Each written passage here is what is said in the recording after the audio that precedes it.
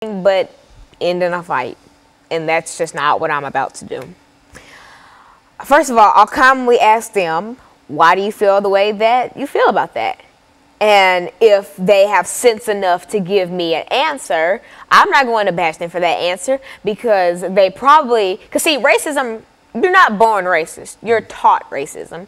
If they're saying all that to me, they probably grew up or in a household or a neighborhood where things like that were just common core. And so I asked them, say, let's make a mock conversation. You're so white, all you do is hang around white kids. Well, why do you think that I'm so white? Because all you do is hang around white kids. Well, it's not necessarily my fault. Say if I'm in a homeroom that's basically, in a lot of schools, they choose your classes by test scores.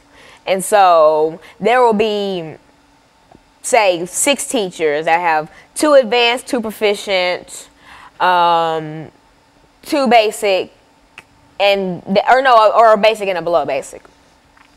And so it is not my fault that in, say, a certain school, there are a lot of advanced students who just so happen not to be African American. That's not my doing, and I didn't ask for that to happen. And if I hang around all white kids, I just hang around my homeroom, because those are the people that I know.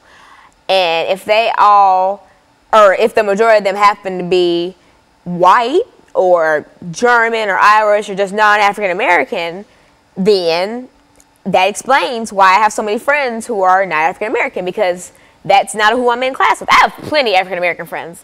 I'm in plenty things where I'm with plenty of African American people. Like, for instance, when I went to the Junior National Young Leaders Conference, it was a melting pot full of people. Like, there were so many different races. We even had a girl from Germany come. Like, it was just an awesome thing, and I got to learn about so many different cultures, and it was just so eye-opening. And so, Alana, today what you're saying here is that while there might be anti-sentiment, whether or not only against Islamic and et cetera, that you believe that everybody ought to try to practice not only love, but recognize that each person has the 13th, 14th, and the 15th Amendment rights, and that they ought to be free, and everybody ought to be equal. Is that what we're trying? Is that what you're trying? Speaking of those, the 13th Amendment banned slavery. The 14th gave us citizenship, and the 15th Amendment, people need to go out and vote. It's voting season right now. That is the biggest thing I want to emphasize. If you are strong-willed and you want America